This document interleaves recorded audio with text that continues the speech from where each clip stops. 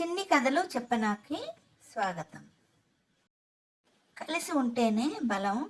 ఒక చిన్న కథ. ఒక దట్టమైన అడవిలో ఎత్తైన చెట్లు ఆకాశాన్ని అంటుతూ, చక్కని నదులు పారుతూ, రకరకాల జంతువులు పక్షులు ఆ అడవిలో ఉండేవి కలిసికట్టుగా. అదే అడవిలో ఒక చిరుతపులి, ఒక ఏనుగు, ఒక నక్క, ఒక పాము ఉండేవి. చిరుతపులి ఎప్పుడు తనే బలవంతుడు, తనంత వేగము శక్తివంతమైన వాళ్ళు ఎవరూ లేరని గర్వపడుతూ తనకంటే బలవంతుడు ఈ అడవిలోనే లేడని అనుకునేది ఎప్పుడు. అలాగే నక్క మాత్రం తను చిన్నదన్నా చాలా తెలివైనదని, ఎటువంటి కఠినమైన పరిస్థితులు వచ్చినా తన బుద్ధితో బయటపడగలదని నక్క అనుకునేది పొగరుగా. అలాగే ఏనుగు అనుకునేది తనెంత బలవంతుడైనా దయతో ఉంటుంది, అలాగే తన శక్తిని ఇతరులను కాపాడడానికే వాడుతాను అని అనుకునేది.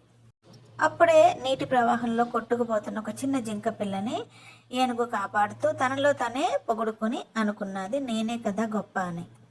అలాగే పాము అనుకుంది, నన్ను చూసి అందరూ భయపడతారు, కానీ నేను శాంతంగా ఉంటాను, జ్ఞానము సహనము ద్వారానే నేను కనిపిస్తాను అని, నేనే గొప్ప అని అనుకునేది పాము ఎప్పుడు. ఒకరోజు అనుకోకుండా ఏనుగు, చిరుతపులి, పాము, నక్క కూడా అనుకోకుండా నదీ తీరాన కలుసుకున్నాయి. ఆ నాలుగు అవి నాలుగు కూడా మాట్లాడుకోసాగాయి. మాట్లాడుకుంటుండగా వాటి మధ్య వాదన మొదలైంది, ఎవరు గొప్ప అని. చిరుతపులి గట్టిగా గాండ్రించి అన్నది, బలం అన్నది అన్నిటికీ మించినది, నేనే ఈ అడవికి రాజుని, నేనే గొప్ప అని గర్జించింది గట్టిగా. అందుకు నక్క గట్టిగా నవ్వింది, బలం పనికిరాదు, తెలివితేటలు లేకపోతే ఏది గెలవలేము, నేనే గొప్ప, నేనే తెలివైన వాడిని అని అంది నక్క. అందుకు ఏనుగు నెమ్మదిగా చెప్పింది, శక్తి తెలివితేటలు ఉన్నా దయాగుణం లేకపోతే అంతా వృధా, నిజమైన బలము ఇతరులను రక్షించడంలోనే ఉంది అంది ఏనుగు మెల్లగా.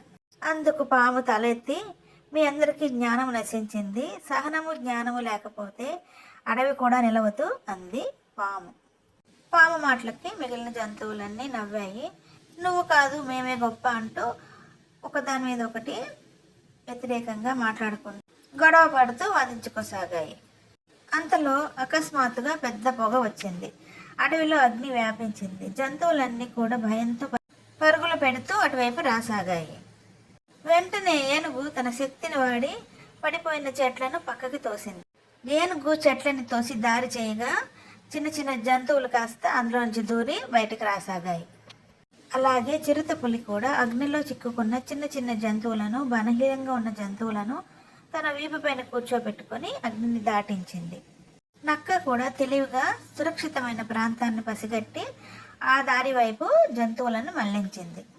పాము కూడా అతి వేగంగా ముందుకు వెళ్తూ భూమిలో దాగి ఉన్న సొరంగ మార్గాన్ని చూపించింది జంతువులకి. జంతువులన్నీ ఆ సొరంగంలో వెళ్ళి దాక్కున్నాయి, రక్షింపబడ్డాయి. బలంగా ఉన్న జంతువులన్నీ కలిసి నీటితో అగ్నిని ఆర్పేశాయి. అన్ని జంతువులు కలిసికట్టుగా మంటలను ఆపి తమ అడవిని రక్షించుకున్నాయి. చిరుతపులి, ఏనుగు, నక్క, పాము అప్పుడు అనుకున్నాయి, అందరూ కలిసి ఉంటేనే కదా ఇది జరిగింది, అందుకే కలిసి ఉంటేనే సుఖము, కలిసి ఉంటేనే ఏ ఆపద వచ్చినా రక్షించుకోగలము అని అనుకున్నాయి. ఒకరు గొప్ప, ఒకరు తక్కువ అని ఏ రోజు అనుకోకూడదు, అందరూ సమానులే, అందరూ సహకరించకపోతే ఎటువంటి ఆపదలు కూడా మనం ఎదుర్కోలేము, కాబట్టి కలిసికట్టుగా ఉండాలి అని నిర్ణయించుకున్నాయి. ఆ రోజు నుంచి చిరుతపులి, ఏనుగు, నక్క, పాము కలిసికట్టుగా స్నేహంగా ఉండడం ప్రారంభించాయి. ఇలాంటి మరిన్ని చిన్ని కథల కోసం do like, share and subscribe my channel చిన్ని కథలు చెప్పనా.